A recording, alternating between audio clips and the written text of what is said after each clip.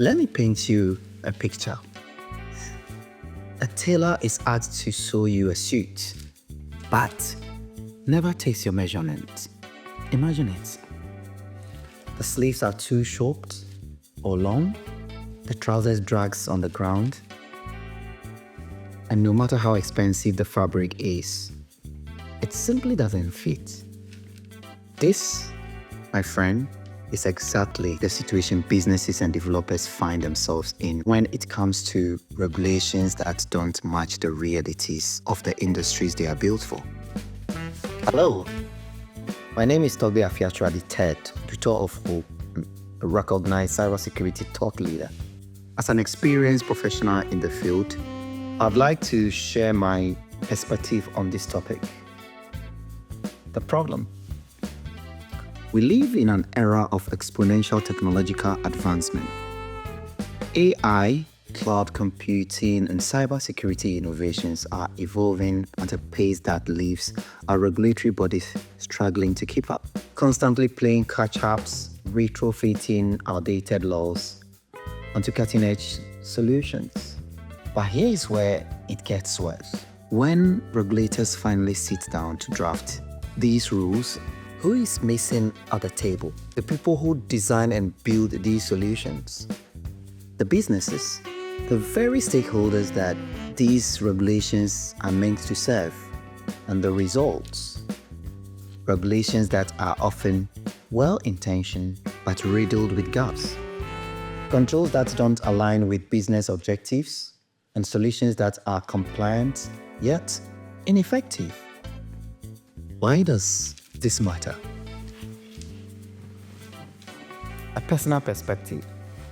As someone who has worn multiple hats in my career, I've lived with these challenges firsthand. As a cybersecurity auditor, I've enforced policies like 90 days password renewals, even in multi-factor authentication setup. My auditees make valid arguments, and yet I'm stuck enforcing a rule that feels like a relic from another age. I leave these debates feeling less like a professional and more like a strict school headmaster. As a consultant, I've challenged projects to comply with regulations that ultimately hinder operations, controls that provide no additional protection but only add friction. As a GRC specialist, writing these policies feel like an internal war, because what can I do? Non-compliance is a crime, and the law is the law. Finally, as CISO, one of the most challenging tasks has been securing board approval for budgets, especially when it's clear that some of these regulatory requirements often provide little to no return on investment. No. But let me ask you, at what cost? This is not just a frustration for developers and businesses, it's a hindrance to innovation.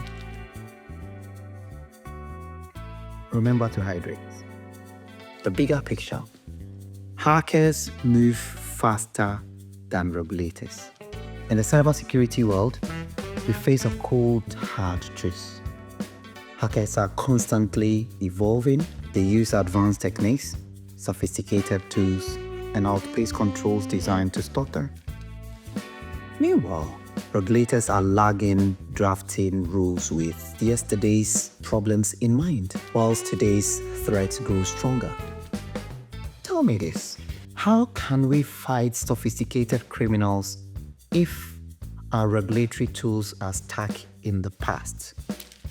It's like going into a battle with outdated weapons, knowing you're destined to lose. Here is my take. Regulatory bodies must evolve. They need to create dedicated arms that actively engage with developers, innovators, and businesses. Not after the solutions are built, but from the very beginning.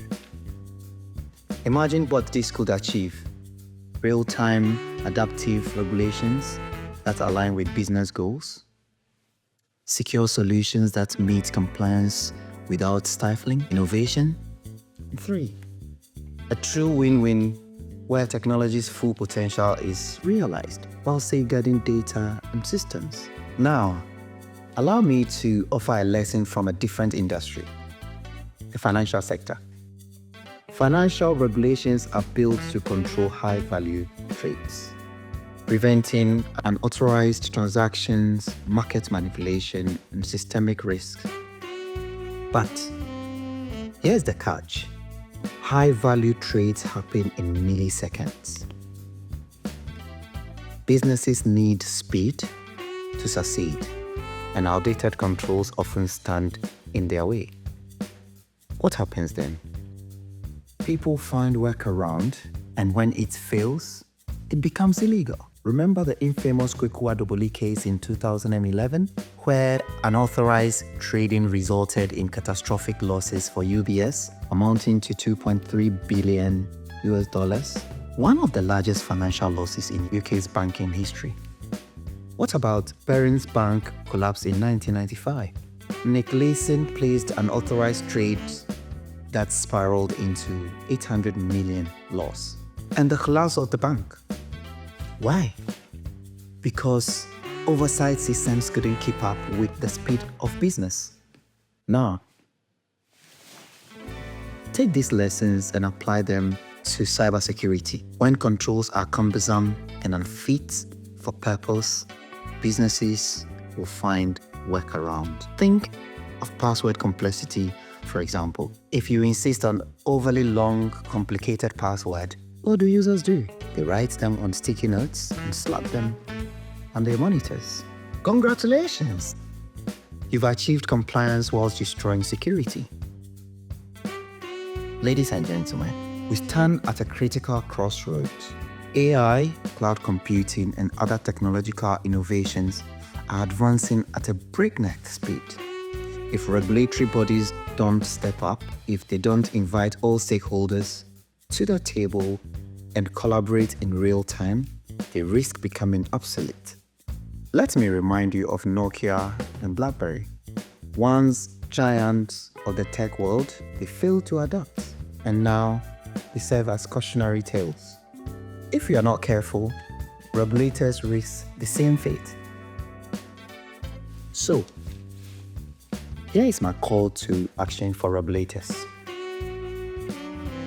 Bring all stakeholders to the table. Innovators, developers, and businesses. Collaborate from the onset of innovation, not after the fact. And let's build regulations that are practical, adaptive, and effective. As I always say, trust is good, but control is better. But let's ensure these controls are supportive, not stifling, because when we align regulations with business objectives, we don't just win battles against cyber criminals. We build a future where innovations and security go hand in hand. Thank you for watching. See you in the next one.